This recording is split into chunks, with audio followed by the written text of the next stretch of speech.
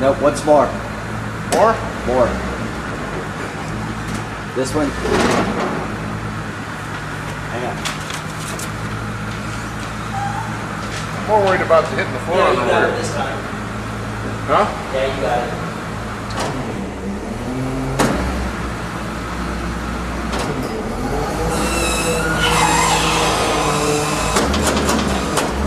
Got your name on it. We good? Yeah.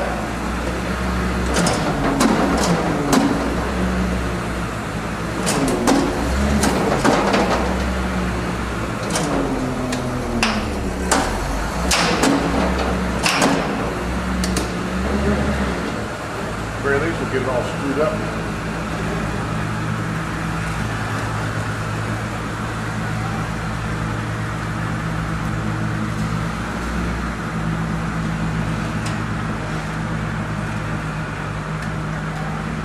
Actually, the wheel turning is going to help. It's got good over here. You're good on this side, Bill. Don't come up an inch. Good? Yeah.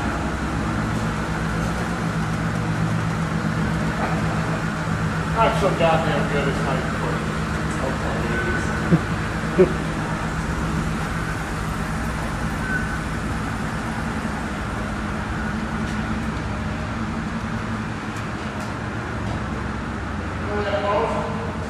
Yep. You're good.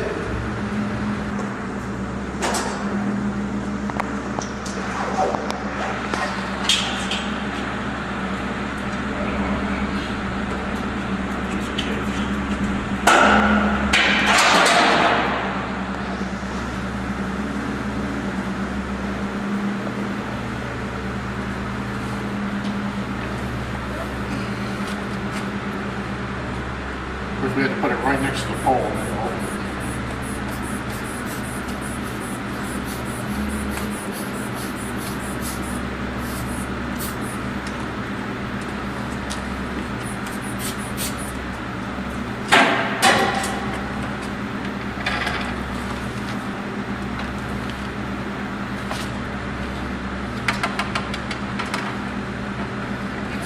Steering wheel.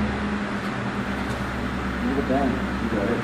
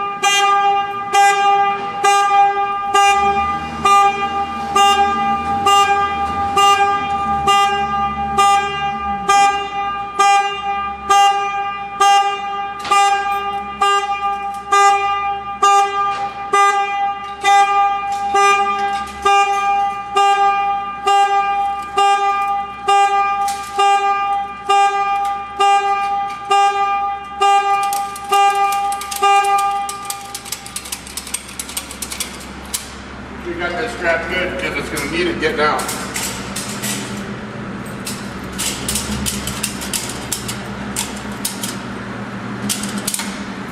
Right off on the back.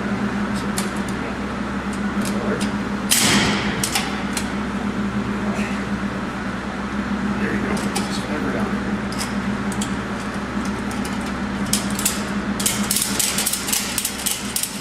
We have to pull it up real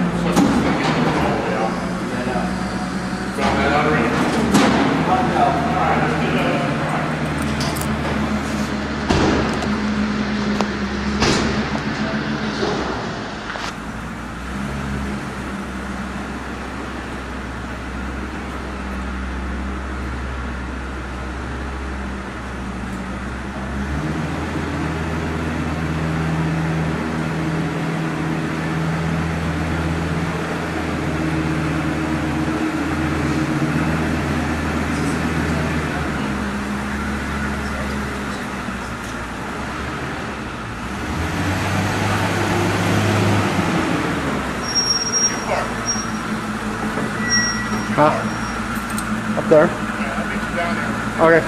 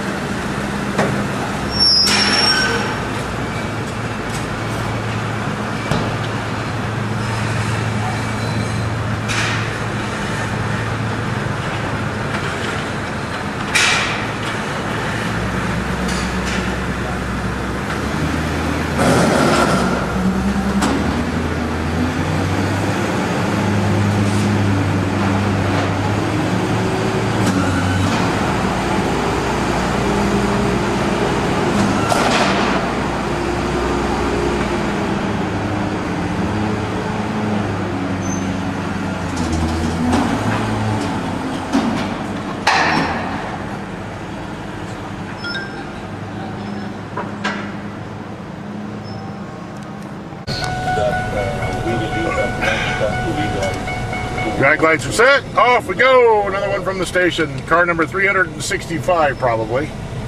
The time we've been doing this. I've done a lot of those.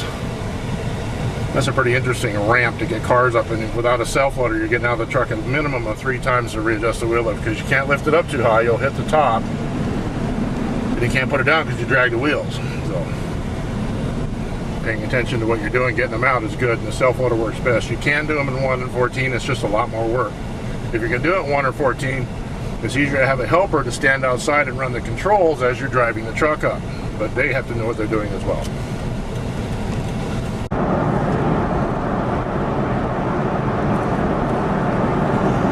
I sure do like my F450 V10. The truck has 350,000 miles on it, and I've not done anything to the engine except replace 5 spark plugs that blew out. Of course, it's had 2 transmissions and 3 rear ends, and the outdrive's been rebuilt twice. That's okay. 250 bucks onto the yard.